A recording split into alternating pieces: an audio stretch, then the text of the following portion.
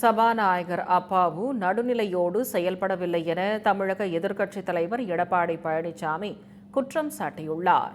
சட்டப்பேரவையில் கள்ளக்குறிச்சி விவகாரத்தை முன்வைத்து அதிமுக உறுப்பினர்கள் 4வது நாளாக இன்றும் அமளியில் ஈடுபட்டனர். இதனைத் தொடர்ந்து அவர்களை வெளியேற்ற அவை காவலர்களுக்கு சபாநாயகர் அப்பாவு உத்தரவிட்டார். பின்னர் செய்தியாளர்களுக்கு பேட்டியளித்த எடப்பாடி பழனிசாமி, விக்கிரவாண்டி இடைத்தேர்தலுக்காகவே தமிழக அரசு சாதிவாரி கணக்கெடுப்பை கையில் எடுத்துள்ளதாக குறிப்பிட்டார்.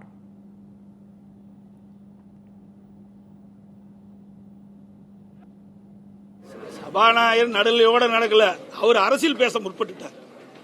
அவர் அந்த ஆசனத்தில் அமர்ந்து கொண்டு இப்படிப்பட்ட கருத்துக்களை சொல்வது வேதனை அளிக்கின்றது.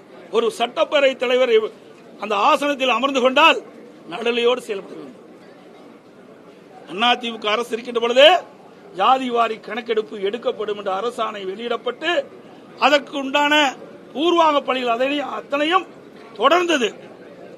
அலுவலகங்கள், அதிகாரிகள் நியமிக்கப்பட்டு 6 மாதத்திற்குள் தமிழ்நாடு எங்கும் சென்று இந்த குழு ஜாதிவாரி கணக்கெடுப்பு எடுத்து அரசிற்கு சமர்ப்பிக்கப்பட வேண்டும் என்று காலம் நிர்ணயிக்கப்பட்டது.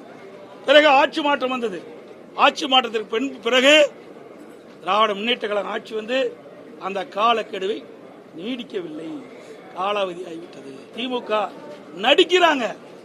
மாநில அரசு ஜாதிவாரி கணக்கெடுப்பு சொல்லல, மத்தியில ஜாதிவாரி கணக்கெடுப்பு வேணும். அதுக்காகத்தான் இந்த தீர்மானத்தை கொண்டாடுறாங்க.